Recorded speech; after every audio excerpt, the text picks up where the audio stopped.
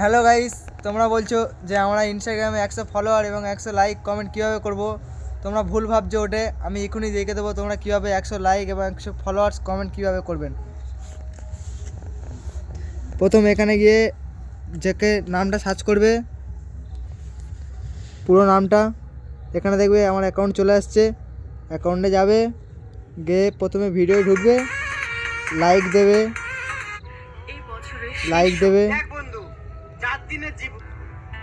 তারপরে যে ভিডিওটা দেখছি ওই ভিডিওটা 6 জনকে শেয়ার করাবে